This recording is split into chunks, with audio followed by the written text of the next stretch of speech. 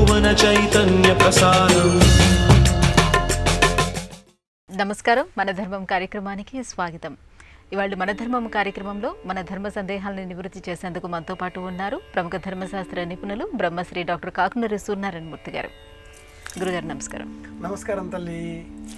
గురుగారు, తిథులలో అమావాస్య తిథిని అశుభ తిథిగా కొంతమంది పేర్కొంటూ ఉంటారు. ఇది నిజమేనా? అమావాస్య తిథి వృత్తాంతం ఏంటో తెలియజేస్తారా? శుభాశుభములు అనేవి మనం పాటించే కర్మలను ఆశ్రయించి ఉంటాయి. కాలానికి సంబంధించిన అంశాలు కావివి. అయితే కాలంలో కొన్ని సమయాలలో కొన్ని ఆచరించాలి, మరికొన్ని సమయాలలో మరికొన్ని విధులను నిర్వహించాలి. ఇందులో తిథి అనే అంశాన్ని స్వీకరించి పంచమి, దశమి, పౌర్ణిమ, అమావాస్య ఈ నాలుగింటిని పూర్ణ తిథులు అని జ్యోతిషం వివరిస్తుంది. జ్యోతిష మార్గాన్ని అనుసరించి చూచినప్పుడు అమావాస్య తిథి శుభకరమైనదే, పూర్ణ తిథి. అమావాస్య నాడు పాటించేటటువంటి ధర్మాలలో గతించిన పితరులను తలుచుకొని తర్పణములు విడిచిపెట్టడం, మౌనవ్రతం పాటించడం, దానం చేయడం అనే మూడింటిని పాటించాలి. మౌనవ్రతాన్ని ఆశ్రయించడం ద్వారా ఆరోగ్యం కాపాడుకున్న వాళ్ళం అవుతాం. అలాగే దానం అనేటటువంటి కర్మ చేయడం ద్వారా పుణ్య బలం పెంచుకున్న వారము అవుతాం. పితృకర్మలు గతించిన పితరులను తలుచుకొని తర్పణాలు చేసినందువలన సంతానవృద్ధి, వంశవృద్ధి, సమస్త విషయాలలో వంశపారంపర్యంగా వచ్చేటటువంటి విషయాలతో పాటుగా భౌతికమైనటువంటి విషయాలలో కూడా సంపదలు చేకూరుతాయి. అమావాస్య నాడు డబ్బును బ్యాంకులో వేస్తే రెట్టింపు అయ్యేంత వరకు మనకు ఆ డబ్బును వాడుకుందాం అనే ఊహ రాదు. అమావాస్య నాడు బ్యాంకులలో ఎఫ్డీలు చేస్తే కలకాలం ఆ బ్యాంకులు ఆ ఎఫ్డీలు అలాగే ఉంటాయి అని కూడా ఆచారకాండ తెలియజేస్తుంది. పెద్దల ఆచారంలో ఈ అంశం గమనించిన అంశం అవుతున్నది. ఎందుకంటే గుజరాతీ ప్రాంతానికి సంబంధించిన వారు కావచ్చు, దేశంలో ఉత్తరాదిలో ఉండేటటువంటి వివిధ రాష్ట్రాల వారు కావచ్చు, వాళ్ళంతా కూడా దీపావళి అమావాస్య ధనలక్ష్మీదేవిని పూజిస్తారు. సంపదలు పెరిగే నిమిత్తమై దైవాన్ని ధన రూపంలో కొలుచుకుంటారు. సంపద వృద్ధికరంగా మారే నిమిత్తమే అమావాస్య నాడు పూజించినట్లయితే డబ్బు పెరుగుతుంది. అమావాస్య నాడు అమ్మాయి ఇంట్లో జన్మిస్తే మహాలక్ష్మి జన్మించింది అని కూడా శాస్త్ర ప్రమాణం. కనుక నంద, భద్ర, జయ, రిక్త, పూర్ణ అనే 5 మార్గాలలో అమావాస్య తిథి శుభకరమైనదే అని శివపురాణం చెబుతుంది. అమావాస్యకు సంబంధించి పాటించవలసిన విధులలో శుభకరంగా దానం చెయ్యాలి, ధర్మం చెయ్యాలి, ఉపవాస వ్రతం పాటించాలి. తల్లి తండ్రి జీవించి ఉన్న ఎడల అమావాస్య నాడు ఉపవాసం చెయ్యకూడదు. రాత్రివేళ తప్పనిసరిగా ఏదో ఆహారం తినే నిద్రించాలి. అమావాస్య నాడు ఇంటిలో వంట గదిలో తప్పనిసరిగా అన్నం లేక చపాతీలు ఏవైనా తినుబండారాలు ఆహార పదార్థాలను ఒక గిన్నెలో ఉంచి మూత లేకుండా పెట్టాలి అనేది కూడా ఆచారకాండ తెలియజేస్తుంది. నెల రోజులలో ప్రతిరోజు కూడా వంట ఇంటిలో 24 గంటలు కూడా ఏదో ఒక ఆహార పదార్థం ఉండాలి. అందులో తప్పనిసరిగా అమావాస్య నాడు ఆహార పదార్థాలు ఇలా వంటింట్లో అట్టి పెట్టినట్లయితే పితరులు ఆశ్రయిస్తారు, స్వీకరిస్తారు, ఆశీర్వదిస్తారు, ఆర్థికపరమైన విజయాన్ని అందిస్తారు అంటూ అనేక మార్గాలలో సంప్రదాయం అమావాస్య తిథికి ఉండే ప్రాధాన్యతలను వివరించింది. ప్రత్యేకంగా తమిళనాడు, కేరళ, ఇతర ప్రాంతాలలో విశేషంగా అమావాస్య నాడు దానం చేస్తారు. గుమ్మడికాయలు, అరటికాయలు లేక అరటి గెల, అరటి పళ్ళు ఏవైనా ఇలా పండ్లను దానంగా ఇచ్చినట్లయితే పితరుల అనుగ్రహం లభిస్తుంది అని కూడా సంపూర్ణమైన విశ్వాసం. ఆదివారం నాడు అద్దం కూడా దానం ఇచ్చే ఆచారం దక్షిణాదిన ఉంది. అద్దాన్ని ఆదివారం నాడు అవసరంలో ఉన్న వారికి ఇస్తే పుణ్యం చేకూరుతుంది. అమావాస్య నాడు అద్దం కొంటే ఆ అద్దం కలకాలం ఇంట్లో ఉంటుంది అని కూడా ఒక ఆచార విధానంలో ప్రత్యేకంగా పళని ఆ ప్రాంతాలలో గమనించే అంశంగా మనం తెలుసుకుందాం. గురుగారు, ఆదివారం ఆదిత్యుడిని ఆరాధన ఆరోగ్యదాయకం అని అంటారు. ఆదివారం ఆదిత్యుడికి ఉన్నటువంటి సంబంధం ఏంటి? ఆదివారం రోజు ఆ సూర్య ఆరాధన ఎలా చేసుకోవాలి? సంప్రదాయంలో ప్రతి వారానికి ఒక దైవం అనే అంశాన్ని జ్యోతిషం సూచిస్తుంది. క్రూరాభాను తమశ్చనిధ్వజకుజ శుక్రార్య సౌమ్యేందవ సౌమ్యాస్తే పురుషా కుజార్క గురవో ఇలాంటి శ్లోకాలలో నక్షత్రాధిపతులు, అలాగే తిథులకు అధిపతులు వన్నిత్వష్ట హిమాద్రియా గణపతి సర్ప కుమారో రవి, అలాగే వారాలకు కూడా ప్రత్యేకంగా అర్క ఆదివారానికి సూర్యుడు అధిపతి, సోమవారానికి చంద్రుడు, బుధవారానికి బుధుడు, గురువారానికి బృహస్పతి, శుక్రవారానికి శుక్రుడు, శనివారానికి శనైశ్చరుడు, ఇలా సప్తగ్రహాలను అధిపతులుగా జ్యోతిష శాస్త్రం వివరిస్తుంది. ఆదివారం నాడు సూర్య ఆరాధన ఆరోగ్యదాయకం. సూర్యునికే మనం చేసేటటువంటి ఈ ఆరాధన 6 విధాలు అంటూ జ్యోతిషం మరొక సూచన కూడా తెలియజేస్తుంది. పరిహారాలలో రవి సూర్యగ్రహం కారణంగా మనకు ఉద్యోగము, తండ్రి భక్తి, మంత్రబలం, ఆత్మవిశ్వాసం, ఉద్యోగంలో ప్రమోషన్, మనోబలం, ప్రయాణాలలో ఆసక్తి, అన్నింటికంటే కూడా మించి సమాజంలో సంఘంలో కీర్తి ప్రతిష్టలు ఇవన్నీ కూడా రవిగ్రహం కారణంగా మనం పొందుతాం. ఆ రవిగ్రహం అనుగ్రహం లభించాలి, పొందాలి అంటే ఆదివారం నాడు ఆదిత్య హృదయం పారాయణ చేయాలి. మహాభారతం సూర్య ప్రస్తావన ఉంది. సత్రాజిత్తు శమంతకమణి పొందే నిమిత్తమై సూర్యుని ఆరాధన చేస్తాడు. రామాయణం ఇంకా చెప్పనలవి కాదు. రాముడు ఇనవంశకుల తిలకుడు రావణ సంహార సమయంలో ఆలోచనలో పడ్డ ఆ రాముడిని చూచి అగస్త్య మహర్షి వేయించేసి 107వ సర్గ యుద్ధకాండ 107వ సర్గ యుద్ధకాండలో అగస్త్యుడు రామునకు ఆదిత్య హృదయం బోధిస్తాడు. తతో యుద్ధ పరిశ్రాంతం సమరే చింతయా స్థితం రావణంచ అగ్రతో దృష్ట్వా యుద్ధాయ సముపస్థితం. అగస్త్యుడు రామ రామ మహాబాహో శృణుగుహ్యం సనాతనం 32 శ్లోకాలలో ఉండేటటువంటి ఆదిత్య హృదయమును ఆదివారం నాడు తప్పనిసరిగా సూర్యుడు ఉదయించి అస్తమించేటటువంటి లోపల సూర్యుడిని చూస్తూ చదవాలి లేదా వినాలి. సూర్యుని స్తోత్రం చేసేటటువంటి రూపంలో సాంబుడు కూడా సూర్యుని ధ్యానం చేసి తనకు కలిగినటువంటి కుష్ఠ వ్యాధి నుంచి విముక్తి పొందాడు అని కూడా మనకు మహాభారతాది కథలు తెలియజేస్తూ ఉండగా ఆదివారం నాడు సూర్య ఆరాధన ఆరోగ్యదాయకం. 6 విధాలుగా సూర్యునికే చేసేటటువంటి ఈ ఆరోగ్యపరమైనటువంటి అర్చనాధిక మార్గాలలో ఆదిత్య హృదయం పారాయణం చేయడం లేక వినడం, రాగి చెంబులో నీరు త్రాగడం, రాగి చెంబు రాగి లోహంతో ఉండే వస్తువులను దానం ఇవ్వడం, గోధుమలను ఆహారంగా స్వీకరించడం, ఉప్పు నూనె కారం లేని పదార్థాలను సాయంత్రం సూర్యాస్తమయం అయిన తర్వాత స్వీకరించడం, ఎరుపు రంగు వస్త్రాలను దానం ఇవ్వడం అనేవి ప్రధానమైనవి. అన్నింటికంటే కూడా మించి సూర్య ఆరాధన అంటే 2 చేతులు జోడించి నమస్కరించడం. సూర్యునికి ప్రీతికరం నమస్కార ప్రియం భాను, నమస్కరించాలి. సూర్య నమస్కారాలు అందుకే శ్రేష్టం. మిత్ర, రవి, సూర్య, భాను, ఖగ, పూష, హిరణ్యగర్భ, మరీచి, ఆదిత్య, సవిత్రు, అర్క, భాస్కర అన్న పేరిట 12 నామాలలో ఆ సూర్యుడిని స్మరించి 12 నమస్కారాలను ఆదివారం నాడు చేయాలి.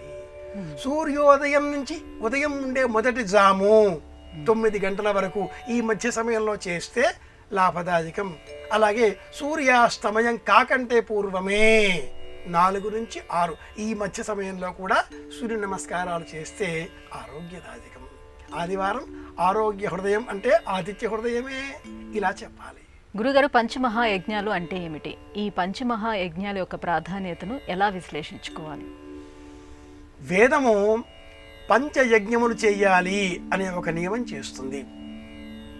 యజ్ఞం అనగానే ఎప్పుడూ మనం స్వాహ స్వాహ అని చెబుతూ ఒక అగ్నిహోత్రములో కర్రలు వేయడం, నెయ్యి వేయడం, నేతితో సిద్ధం చేసిన అన్నం వేయడం, నవధాన్యాలు వేయడం, చీరలు వేయడం, దుస్తులు వేయడం, పూర్ణాహుతి అన్న పేరిట ఏదో అగ్నిహోత్రుడికి సమర్పించడం అనే అంశాన్నే గమనిస్తూ ఉంటాం. కానీ వేద ప్రమాణాన్ని గమనించినట్లయితే పంచవా ఏతే మహాయజ్ఞా సతతి ప్రతాయంతే సతతి సంతిష్టంతే దేవయజ్ఞ, పితృయజ్ఞో, భూతయజ్ఞో, మనుష్యయజ్ఞో, బ్రహ్మయజ్ఞ అనేవి 5 యజ్ఞములు.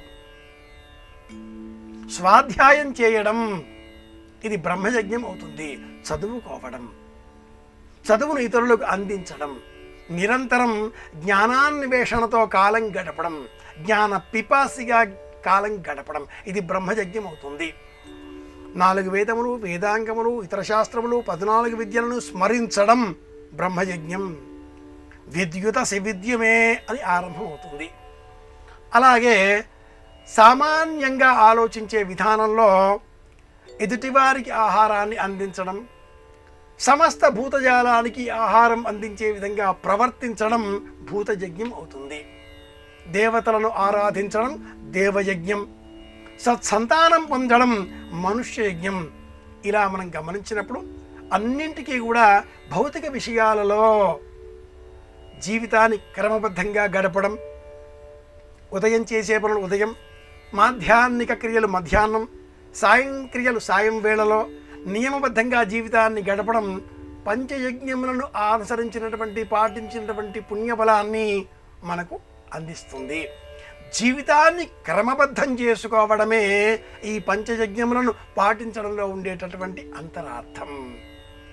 స్నానం చేయడం, దేవతారాధన చేయడం, అసత్యం పలకకపోవడం, ఎదుటివారికి సహాయం చేసే విధంగా జీవితాన్ని గడపడం, కార్యాలయానికి వెళ్ళడం, మనవైన పనులు చేసుకోవడం, మితంగా హితంగా మాట్లాడడం, ప్రశాంతంగా జీవితాన్ని గడపడం, స్వస్థతతో ఉండడం, సాత్విక మార్గాన్ని అనుసరించడం, సత్వగుణాన్ని పెంచేటటువంటి దుస్తులు ధరించడం, మౌనవ్రతాన్ని ఎక్కువగా పాటిస్తూ ఉండడం, సూర్యాస్తమయం కాకంటే పూర్వమే ఇంటికి వచ్చే ప్రయత్నం చేయడం, మితంగా హితంగా మాట్లాడడం, కాలాన్ని జీవితానికి అనుకూలంగా బ్రతకడమే పితృయజ్ఞం అన్న పేరిట ప్రసిద్ధం.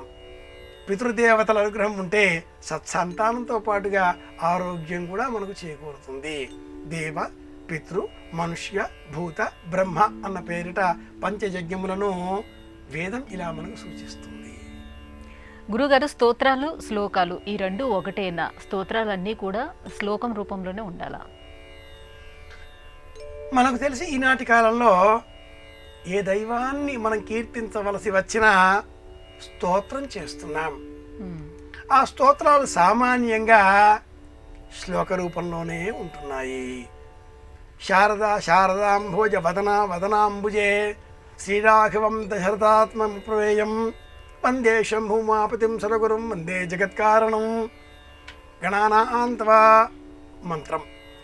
శ్లోకం ఏది చెప్పినా స్తోత్రం అన్న పేరిట మనం మనస్సులో సంకల్పం చేస్తున్నాం. స్తోత్రాలన్నీ సామాన్యంగా శ్లోక రూపంలోనే ఉంటాయి. స్తుతి అనేటటువంటి శబ్దాన్ని మనం గమనించినట్లయితే ఆ దైవాన్ని ప్రార్థించుట అని అర్థం. శ్లోకము అన్నప్పుడు ఛందో రూపములో ఆ అక్షరాన్ని మంత్రరూపాన్ని పొందే విధంగా మార్చుట అని అర్థం. శ్లోకము ఛందోబద్ధమైనటువంటి విషయము, స్తోత్రము భావనాత్మకమైన విషయము. శ్లోకము వ్యాకరణ సంబంధితమైన నిర్మాణానికి సంబంధించిన శబ్దజాలం, స్తోత్రము మనస్సుకు సంబంధించిన ఆధ్యాత్మిక భావజాలానికి సంబంధించిన మార్గం. అయితే స్తోత్రాలన్నీ శ్లోకాలు కానక్కరలేదు. సింహగిరి వచనములు అన్న పేరిట తాళ్లపాక అన్నమాచార్యుల వారి కాలానికి సంబంధించి ఆ తర్వాత ఆ ముందు అనేకులు వచన రూపంలో మామూలు మాటలలో కూడా ఆ దైవాన్ని స్తోత్రం చేశారు. గీతాంజలి అన్న పేరిట విశ్వకవి రవీంద్రనాథ్ ఠాగూర్ చేసినది కూడా దేవతా స్తోత్రమే, వచన రూపంలో. కార్ల్ మార్క్స్, లియో టాల్స్టాయ్ వంటి వాళ్ళు కూడా ఈ కవిత్వాన్ని విన్నారు, అలాగే అనువాదం చేసే ప్రయత్నాలు కూడా చేశారు అని మనకు చరిత్ర చెబుతున్నప్పుడు స్తోత్రాలు శ్లోక రూపంలోనే ఉండనక్కరలేదు, వచన రూపంలో కూడా దేవా నీ వలన నాకు ఈ జన్మ లభించినది, నీ వలన నాకు ఈ బుద్ధి చేరినది, నీ వలన నాకు ఈ వాక్య సంపద అబ్బినది కనుక నా వాక్య సంపదను వినియోగించి నా నేత్రములతో కన్నులారా నిన్ను దర్శనం చేసుకుంటూ మనఃపూర్వకంగా నీకు ఇవే నా నమస్సుమాంజలను సమర్పిస్తున్నాను తండ్రి, శరణు శరణు. ఇలా చెబితే ఇది కూడా స్తోత్రమే అవుతుంది. ఈనాటి కాలంలో మనమంతా కూడా భగవంతుడిని స్తోత్రం చేసే సమయంలో శ్లోకాలు రావడం లేదు అని చాలామందే బాధపడుతున్నారు. రానక్కరలేదు. ప్రయత్నం చేసి తప్పుగా శ్లోకాలు చదివి బాధపడి అబద్ధాలు చెప్పామా, ఒత్తులు పోయాయా, జటాలు వచ్చాయా, దీర్ఘాలు వచ్చాయా, దోషాలు వచ్చాయా, అయ్యయ్యో అని బాధపడే అవసరం లేదు. మాటలలో కూడా పరమాత్ముడిని మనఃపూర్వకంగా స్తోత్రం చేసుకోవచ్చు. మన మాటలలో కూడా కావలసిందల్లా కూడా దైవం పట్ల మనకు ఉండేటటువంటి విశ్వాసం, నమ్మకం. ఎప్పుడో మనం చెప్పుకున్నట్టు దైవం అన్నప్పుడు విశ్వాసం అనే అంశం ప్రాతిపదికగా, నమ్మకం అనే అంశం అనే స్తంభం పైన ఏర్పడినటువంటి నిర్మాణమే భక్తి. భగవంతుడికి భక్తుడికి మధ్య ఉండే అనుబంధం ఏమిటి అంటే విశ్వాసం, నమ్మకం. అక్కడ శ్లోకాలు రావక్కర్లేదు. వినయపూర్వకంగా చెప్పే మాట కూడా మనకు స్తోత్రం వలె మారుతుంది. శతకం అంటే ఏమిటి? శతకాలలో ఉన్న వైవిధ్య వైరుధ్య అంశాలని ఎలా విశ్లేషించుకోవాలి? శతకం తెలుగు సాహిత్యంలో ఒక ప్రక్రియ. తెలుగు సాహిత్యంలో అనేక ప్రక్రియలు ఉన్నాయి.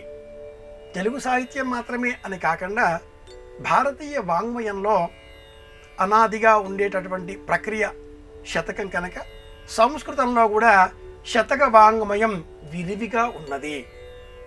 తెలుగులో బసవా బసవా బసవా వృషాధిప అనే మకుటంతో తొలి శతకం మనకు లభించినట్లుగా శాసన పరిశోధకులు, తెలుగు పైన విశేషమైన కృషి చేసిన వాళ్ళు వివరిస్తున్నారు. ఈ క్రమంలో శతక సాహిత్యం అనేసరికి భాష పైన పట్టు పెంచుకోవడం కోసం, పద సంపద పెంచుకోవడం కోసం, పదాలపైన సాధికారత పొందే నిమిత్తమై పూర్వపు కవులు పద్య నిర్మాణంలో చాతుర్యం అలవడడం కోసం శతకాలను రచించేటటువంటి వారు. అలా శతకం వివిధ మార్గాలలో మనకు లభిస్తున్నది. సంస్కృత సాహిత్యంలో భర్తృహరి రచించినటువంటి వైరాగ్య శతకము, శృంగార శతకము, త్రిశతి అన్న పేరిట ప్రసిద్ధం కాగా, ఏనుగు లక్ష్మణ కవి అదే త్రిశతి రూపంలో ఉండేటటువంటి సుభాషితములను శతక రూపంలోనే అందించి ఉన్నాడు. వేమన్న శతకము అన్న పేరిట మనం చెప్పేటటువంటి ఈ ఆటవెలది పద్యాలు 2000కు పైగా ఉన్నాయి అని సిపి బ్రౌన్ దొరగారు సేకరించి భద్రపరిచి ఉన్నారు. శతకం అన్న పేరు మాత్రమే, కానీ ఆట వెలదులు 2000కు పైగా ఉండగా బోధించే మార్గంతో ప్రబోధాత్మకంగా వెలువడిన శతకాలలో నరసింహ శతకం సుప్రసిద్ధమైనది. ఈ శతకమును శేషప్ప కవి రచించగా దుష్ట సంహార నరసింహ దురిత దూర భూషణ వికాస శ్రీ ధర్మపుర నివాస అన్న మకుటంతో మనం చదువుకుంటూ ఉంటాం. శేషప్ప కవి ఈ శతకములో అనేక నీతులను అందించి ఉన్నాడు. దైవస్మరణ ఉన్నది. నరసింహని దివ్య నామ మంత్రముతోట దురితజాలములెల్ల తోలవచ్చు, నరసింహని నామ మంత్ర జాలము చేత ఇలాంటి పద్యాలు ఉన్నవి. ఈ శతకం సీస పద్యములతో కూడుకుని ఉన్నది. అలాగే ఎంత ప్రబోధం ఇందులో ఉన్నది అంటే, లక్షాధికారైన లవణమన్నమి కాని మెరుగు బంగారంబు మింగపోడు, ఎలాంటి వాడైనా తల్లి గర్భము నుండి ధనము తేలేదెవడు వీడిపోయడి నాడు వెంట రాదు. ఎంత బాగా చెప్పాడు.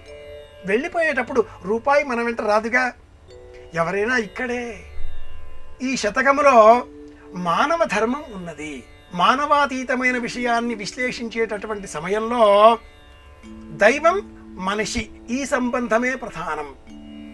రచనలు చేసిన వారు ఏ వర్గానికి చెందినవారు, ఏ రూపంలో ఉన్నవారు ఎలా అయినా సమస్త రచనలు పరమాత్మ ఎలా స్వీకరించాడో మనం కూడా ఏ అవస్థలో ఉన్నా, ఏ ధర్మంలో ఉన్నా, ఏ విధులు పాటిస్తున్నా, ఏ స్థితిలో ఉన్నా పరమాత్మ నీవే తప్ప నరసింహ శరణు శరణు. ప్రబోధాత్మకమైన శతకాలు అనేకం ఉండగా వాటిలో సముఖం శేషప్ప కవి వ్రాసినటువంటి నరసింహ శతకం జగత్ ప్రసిద్ధం. ఇది శతకం కథ. గురుగారు, ప్రదక్షిణలు అనేవి ఆలయాలకే పరిమితమా? ఈ ప్రదక్షిణ విధిని ఎప్పుడు, ఎక్కడ, ఎలా ఆచరించాలి? ప్రదక్షిణ అనే అంశం వచ్చేసరికి లోకమంతా డబ్బు చుట్టూ ప్రదక్షిణ చేస్తుంది. నిజమే కదా? లోకమంతా అవసరాల చుట్టూ ప్రదక్షిణ చేస్తుంది. నిజమే కదా? లోకమంతా స్వార్థం చుట్టూ ప్రదక్షిణ చేస్తుంది. నిజమే కదా?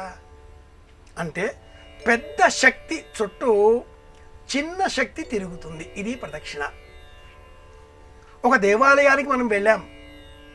ఆ దేవాలయంలో ప్రధాన అర్చామూర్తి వేంచేపు చేసి ఉండగా ఆ ప్రధాన శక్తి కంటే కూడా తక్కువ శక్తి మనకు ఉన్నది అనే ఆలోచనతో దేవాలయంలో ఉండే ఆ ప్రధాన శక్తిని మనసులో స్మరించుకుంటూ ప్రదక్షిణ చేస్తున్నాం. తద్వారా ఆ ప్రధాన శక్తి యొక్క కరుణ మనకు లభిస్తుంది, మన కోరికలు నెరవేరుతాయి.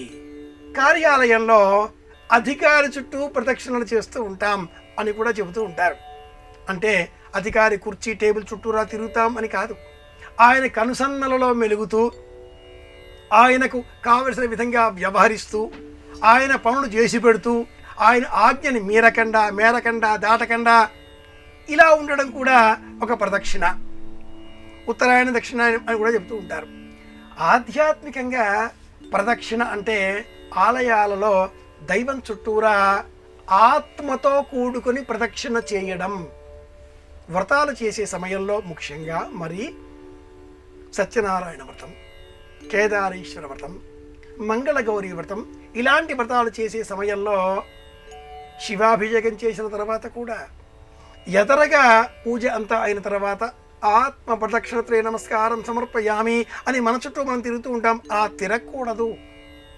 లేచి నిలుచొని మనపూర్వకంగా ఆ మూల అర్చామూర్తి ఎవరినైతే మనం పూజించి ఉన్నామో ఆ అర్చామూర్తి చుట్టూరా ప్రదక్షిణ చేస్తున్నట్లుగా మనస్సులో భావన చెయ్యాలి. ఇది ప్రధానం. ఆలయాలలో కూడా పలువురు దర్శనం చేసుకున్న అనంతరం స్వామి సన్నిధానంలోనే ఎదరగా నిలుచొని అక్కడికక్కడే గిరగిరా చుట్టేస్తూ తిరిగేస్తూ ఉంటారు. అలా చేయకూడదు. ఆలయం చుట్టూరా బాహ్య వలయంలో ప్రదక్షిణ చెయ్యాలి. అరుణాచలం గిరి ప్రదక్షిణ, బెజవాడ కనకదుర్గమ్మ గిరి ప్రదక్షిణ, కొండల చుట్టూ తిరగాలి. అడుగులో అడుగు వేస్తూ నడవాలి, గబగబా నడవకూడదు అని కొందరు చెబుతారు. సంఖ్య నియమాన్ని అనుసరించి 9 సార్లు, 7 సార్లు, 27 సార్లు, 3 సార్లు, 2 సార్లు, 108 సార్లు ఇలా కూడా కొందరు చెబుతూ ఉంటారు. అడుగు దక్షిణ ప్రదక్షిణాలు చేస్తూ ఉంటారు. తిరుమలలో పొర్లు దండాలు అన్న పేరిట నేలపైన బోర్లా పడుకొని ఆలయం చుట్టూరా ప్రదక్షిణ చేసే విధానాన్ని మనం గమనిస్తూ ఉంటాం. ఈ పద్ధతి అనేక ఇతర ఆలయాలలో కూడా ఈనాడు మనం గమనిస్తున్నాం. మంత్రాలయంలో తుంగభద్రా నదికి వెళ్ళి స్నానం చేసి తడి వస్త్రాలతో అలాగే ఆలయానికి వచ్చేసి ఆలయం చుట్టూరా ప్రదక్షిణలు చేస్తూ ఉంటారు. తడి వస్త్రాలతో పొరపాటుగా కూడా ప్రదక్షిణలు చెయ్యకూడదు. అనేకులు చెబుతూ ఉన్నారు, అయినా చేస్తూ ఉంటారు. వారి వారి మార్గాలు అనుసరించి చేయకూడదు. ఇది ధర్మశాస్త్ర నియమం. తడి వస్త్రం ధరించి ఎవరికీ కనపడకూడదు. ఇది ధర్మశాస్త్ర నియమం. తడి వస్త్రం అంటే వస్త్రం లేనట్లుగా అని ధర్మశాస్త్రం నిరూపణ చేస్తుంది. ప్రదక్షిణ చేసే సమయంలో శివాలయంలో 2 ప్రదక్షిణలు, విష్ణువాలయంలో 5 ప్రదక్షిణలు, గణపతి ఆలయంలో 14 ప్రదక్షిణలు, రామాలయంలో 12 ప్రదక్షిణలు, అమ్మవారి ఆలయంలో 3 ప్రదక్షిణలు, నవగ్రహ మంటపంలో 9 ప్రదక్షిణలు, సుబ్రహ్మణ్య ఆలయంలో 6 ప్రదక్షిణలు. ఏదైనా రావి చెట్టు, వేప చెట్టు, జమ్మి చెట్టు ఇలా చెట్లకు ప్రదక్షిణ చేసే సమయంలో 27 ప్రదక్షిణలు. ఈ నియమాన్ని ఆర్ష సంప్రదాయం సూచిస్తుంది. సనాతనంగా చెప్పబడ్డ ఈ ప్రదక్షిణల ద్వారా ఆరోగ్యం కాపాడుకోవడం అనే అంశం కూడా దాగి ఉంది. ప్రదక్షిణ చేస్తే మనస్సు ప్రశాంతతను పొందుతుంది, ఆరోగ్యం చేకూరుతుంది. ఇది సమాధానం. గురుగారు, ఇవాటి మన ధర్మము కార్యక్రమంలో మాకు వచ్చినటువంటి సందేహాలన్నీ కూడా నివృత్తి చేసినందుకు ధన్యవాదాలండి. కృష్ణార్పణం. ఇది ఇవాటి మన ధర్మం కార్యక్రమం. రేపటి మన ధర్మం కార్యక్రమంలో మళ్ళీ కలుసుకుందాం. నమస్కారం. ఈ కార్యక్రమాన్ని తిరిగి చూడాలనుకుంటే www.youtube.com/ETV Life Spiritual లో చూడవచ్చు.